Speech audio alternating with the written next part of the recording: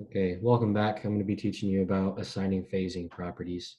You can learn that in chapter 1 in the LinkedIn Learning exercise files. So first thing I want to teach you, all of this right now, everything that is in dark lines, thick lines, is new construction. Anything that's existing will be thin. So just to make sure that you have this in the right viewing settings, as you see, all these are dark. When I first got this file, it did not have thin lines enabled. So go ahead and go to your View tab if you haven't already, and you can push thin lines. See, now it went back to everything that's going to be the same. And then if you want to have line weights enabled, tap thin lines again, and now we can carry on with our instruction. So like I said, all of this is new construction. And now this is a scenario that I want to give you, and we'll kind of work through that. So all this was created in new construction. This is a design build. This is going to be a house. Let's say this was in San Antonio area. They built this. Owner comes back after the walls, and this is just the framing. Let's pretend this is just the framing phase of construction right now. So there's no sheeting on it, or maybe there is sheeting, who knows. But there's no siding, there's no windows in. We have doors in here, but just ignore those, please. What the owner wants to do is he wants to add a square right here. And I don't know the exact dimension, but pretty much what we're going to be doing is just extending this wall out. We can extend a wall, okay? And then we can extend this one out, okay? And then we're just going to trim this off, okay? There we go. So here's our new wall section that we're adding here. And I'm sorry, don't extend it because that'll mess up what we're going to be doing with our phasing.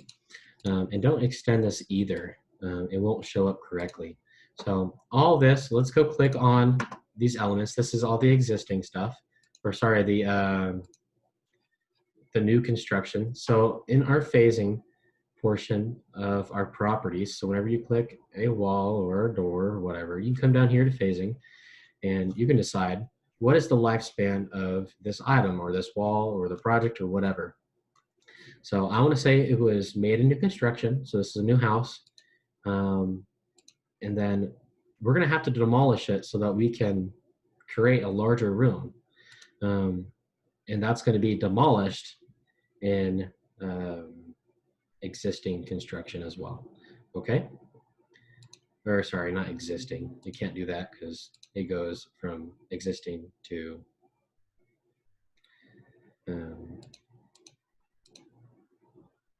new construction. So we're going to go to new construction. Okay. It was demolished. We can't use it anymore. So all these lines right here that are dashed, that shows the wall will no longer be there. And I'll show you how to view that. So you'll know in the plans, hey, I need to demolish this wall. But when it comes into 3D view, or if you want to say, what's the actual plan for the house without all that crap in there, you can view it without that there. So what we're going to do is that we're going to see what kind of wall this is. It's a generic 8-inch wall. Okay. So I actually want to show you something just to make sure they all know. Right now I have the 6-inch. Okay. I'm going to put that in there, but I'm going to show you how to change it. Okay. So go ahead and use the TR command. Go ahead and trim that up. Now go ahead and touch the 8-inch wall and come up here to your match properties. You can type MA for a shortcut. Click on that original, click on the new, and now it's the exact same wall. I'm gonna put that right there just to clean it up, make it look better. And I don't, okay, so it goes from a 8-inch to a 5-inch wall. I didn't think it did that, didn't know why. So right now we have these walls as new construction. So it's going to be created and it's not ever going to be demolished. So we're not going to give it a lifespan. So let's go ahead and click out, and you can see phase filter. So phasing, phase filter, show all. You can show the future, you show what's complete, demo, new. There's also phase, what phase you want to show, existing or new construction. We're in new construction, so we're going to leave it there. Now, let's just show the new. Let's apply that. See, that wall disappeared. So when you go to your 3D view, you're no longer going to see that wall, even though in Revit, it's still going to say it's there, but it won't when you print the plans. So let's go HH, that's going to be your element hide. And you're going to go to top. You're going to look down, see we have it right there. It's still going to show it's there, but it's not actually there. You can see through the wall. And see, you can't do that with any other wall. So just, it's going to let you know, like, hey, it's still there, but you demolished it. Here's the new plan. And it's going to show you that you've made this addition. So you can do that with one or more phases. You can do that as a project moves on. So I think that's a really cool thing to do. So let's go ahead and go back to our properties. I'm sorry, go down to properties, go down to phase filter, and just show all. Okay, and you know what? That might have been why it did that. So let's just show the new. That work? Yeah, there we go. Okay, so I had done that wrong. Yeah, it will show, but if you just want to see one phase, go down to your phasing in the properties and go to phase filter. And I wanted to see new construction, so I want to show new construction, what's new. And that wall is no longer there. It no longer shows. It shows a partition or a transition from the 8-inch to the 5-inch wall, but there's no wall in between there. It is gone. So let's put show all back there. Now it's there. Let's go to top view. Let's get out of 3D. Let's exit out. Okay, so here's another couple things I want to show you what happens. So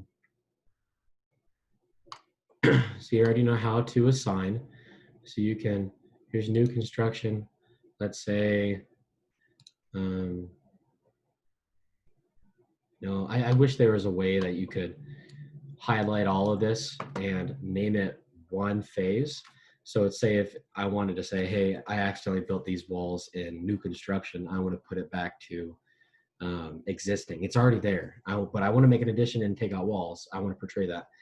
You can't do that. And I don't know why, and I haven't figured out how to, but you're going to have to individually go through each of those. And you can change it to existing, and then you can go, hey, this wall is going to be demolished in new construction. So you change it, and you go down to here, you put it to existing, and then demolished in new construction, and then you'd see what we had in the other example as well, where that wall would disappear when we change that view of the faces. Two more things. So if you have a new construction or existing wall and you use a certain tool, and if you go to the modify tab, you can see it in geometry. It's called the demolish tool. If you demolish a wall with an item in it, the item has to leave too. I mean, the door can't stand up by itself. So, oh, hey, what happened there? Come back. That actually doesn't usually happen. That's really weird. Okay, so new construction. Let's just pretend that this wall, okay, was created in existing, okay? Ah, there it is. I'm sorry. I wanted to show all. That's why I was getting so confused. Okay, so there we go. Let's go back and change this wall. I just want to do this and this, and let's change it back to new construction. Sorry. So here's the wall that we made in new construction, and we wanted to demolish it because the owner changed his mind. He didn't want it. He wanted addition for this extra 10 feet to be creative wall, and whatever this, probably 11, 12 feet of wall. So this was demolished. Let's change this back to new construction as well. Like I said, we wanted to make this right here entirely existing. So let's pretend this whole house was existing, but we're just going to do it with this wall.